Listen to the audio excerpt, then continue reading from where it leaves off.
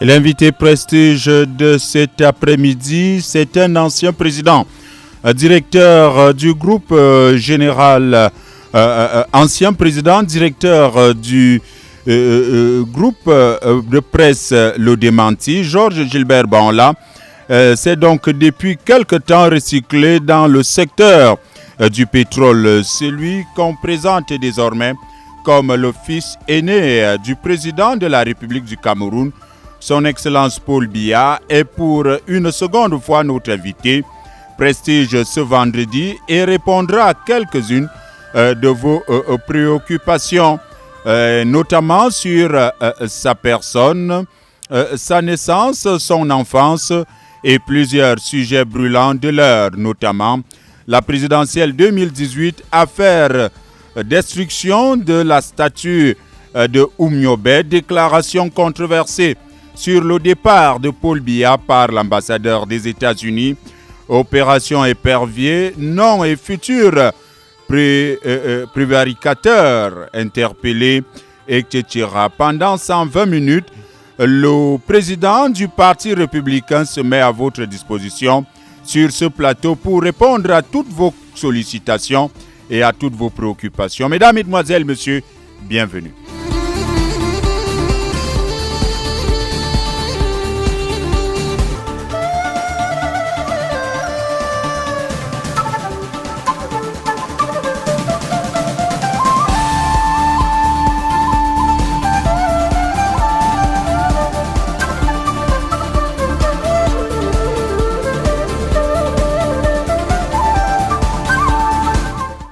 Et je vous le disais, notre invité prestige de cet après-midi, ancien président directeur général du groupe de presse Le Démenti, vous avez compris, Georges Gilbert Banla, c'est depuis quelque temps recyclé dans le secteur du pétrole, celui qu'on présente désormais comme le fils aîné de Paul Biya, ou alors du président de la République, son Excellence Paul Biya, est pour une seconde fois notre invité prestige de ce vendredi et répondra à quelques-unes de vos préoccupations ou alors presque à toutes vos préoccupations.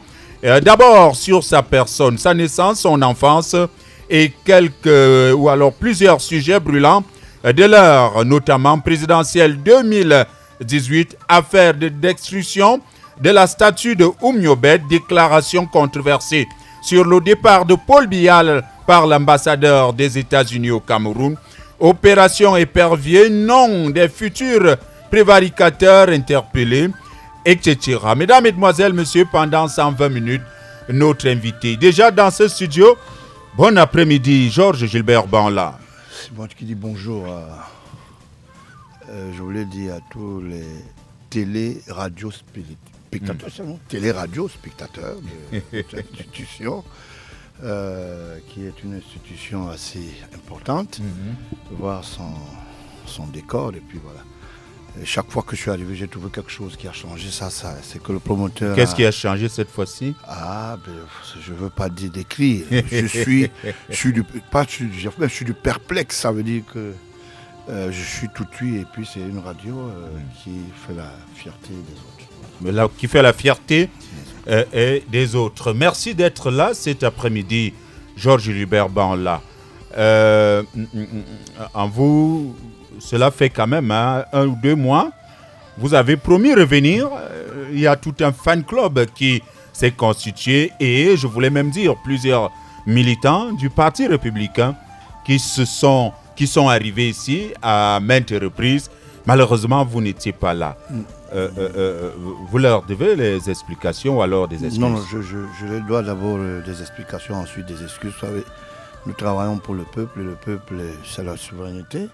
Et nous estimons que quand nous sommes au service de la souveraineté nationale, il faut respecter ceux qui consomment notre idéologie.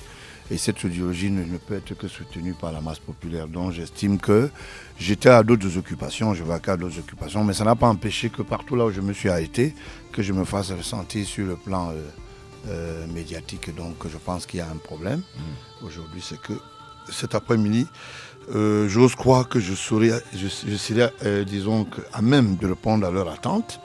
Et je peux vous avouer que j'ai beaucoup de dossiers de la République, ça. Effectivement, je voulais annoncer comment est-ce que vous avez avec vous beaucoup de dossiers, plusieurs dossiers comme ça.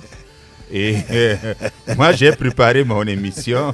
J'espère que vous allez répondre à mes questions. Je réponds à ces questions tout à fait, mais je suis toujours avec mes supports. Vous savez que celui qui n'a pas de bord... Ces deux mallettes non, c'est avec tous ces...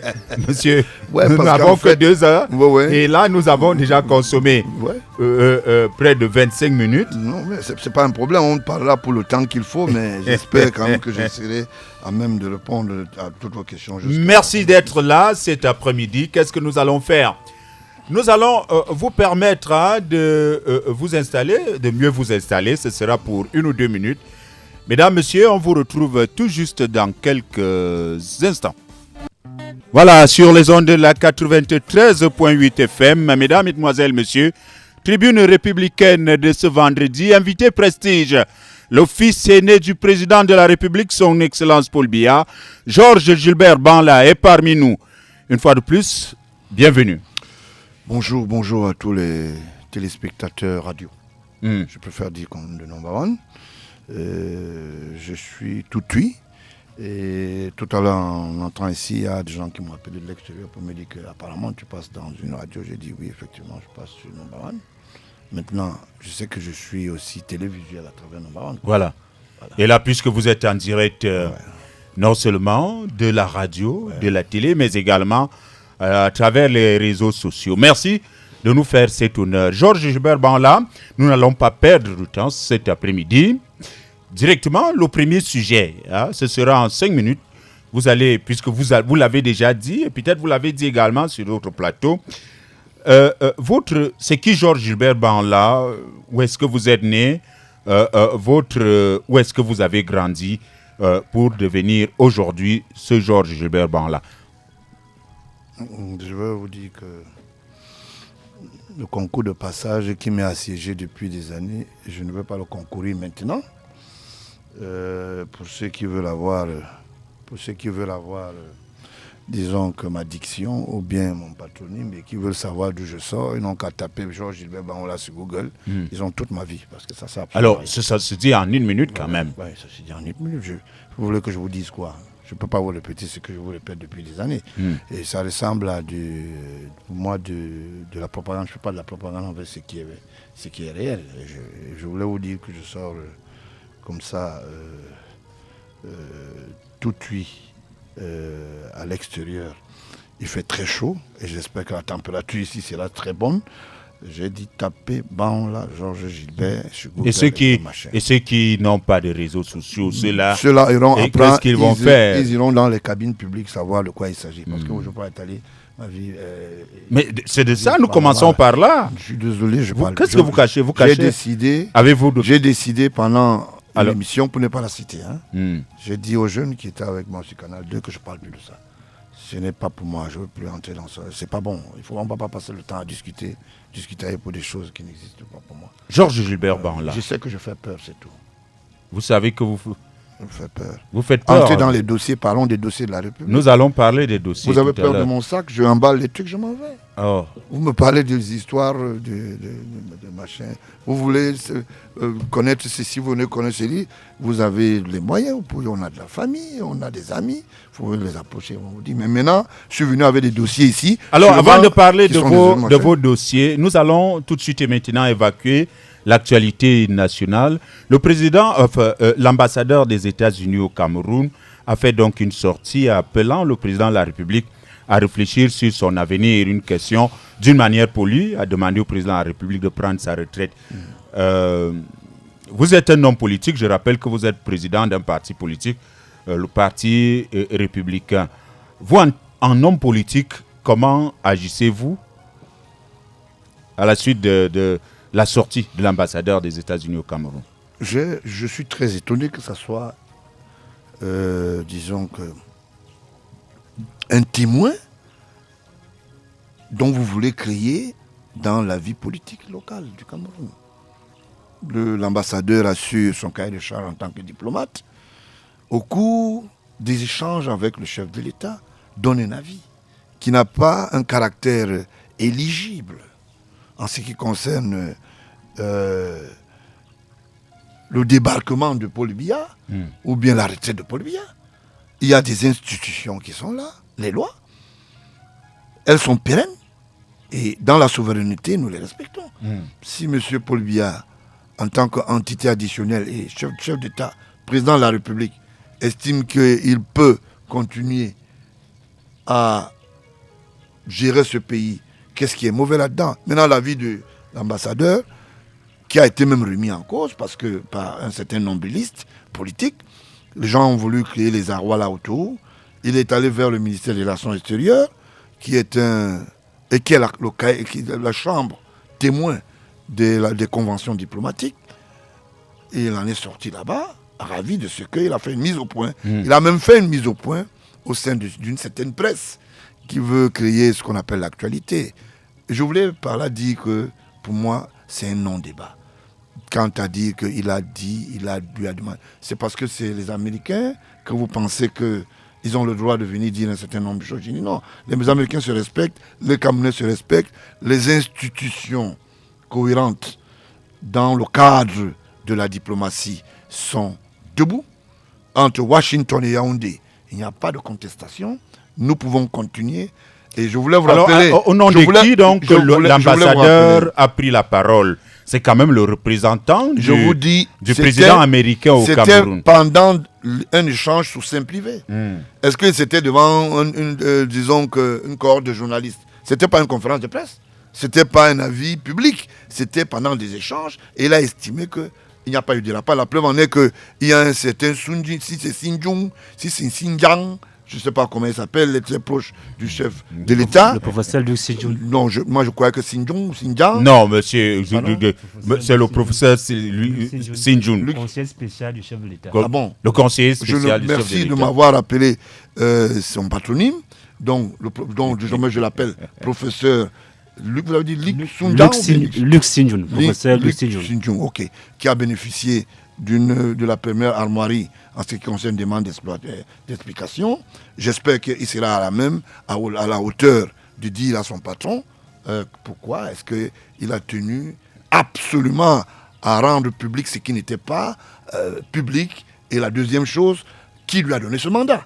Donc c'est pour cela que j'ai dit. Maintenant, quand je me rends compte que je sais qu'il y a un certain professeur Xinjiang, mais quant à Luc Xinjiang, je mets ça entre les paramètres. J'irai chercher à la sortie ici, dans ce qu'on appelle les arcanes universitaires, parce que vous savez, je n'aime pas le plagiat. Je sais quand même qu'il y a un qui est au niveau de la présidence. Nous n'allons pas faire un débat sur les noms. Je vous rappelais tout simplement que c'est le conseiller. Comment je le connais? Il est le conseiller spécial du chef de l'État. Mais l'intervention du professeur Luc Xinjiang est encore dans le cadre de ses fonctions au RDPC. En tant que membre du bureau politique. D'accord, ok. Donc il faut bien faire ce donc il a eu mandat du secrétaire général, par exemple. Exactement. D'accord.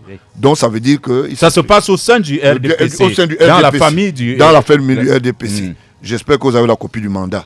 Bon, parce qu'on ne va pas dire des choses qui ne sont pas prouvées. Donc on ne peut pas prouver ici. Okay. Donc le mandat jusqu'à maintenant, je sais quand même qu'il y a un président national qui est le président du RDPC national, le président Paul Biya. Vous aspirez, vous êtes président d'un parti et M. Banla, je n'ai plus besoin, n'est-ce pas, de vous poser cette question-là pour la deuxième fois. Dans ce studio, vous m'avez avoué aux auditeurs que vous voulez être président dans ce pays et que vous serez président de ce pays. Alors, c'est par là que je vous interpelle. Vous, en tant qu'homme politique, quel regard jetez-vous donc sur la sortie de l'ambassadeur des États-Unis au Cameroun?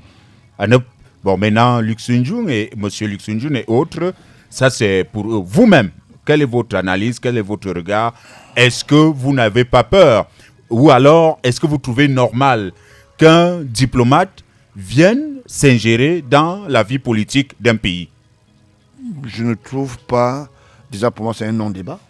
Je ne sais pas pourquoi vous parlez de ça. Ça me perd du temps. Ça me grignote même les minutes. Pour rien. Bon, pour moi, si on peut passer dessus, je mets ça blanco et que les auditeurs télévisuels puissent m'excuser parce que je ne peux pas répondre à ce genre de charlatanisme-là. Merci. Voilà.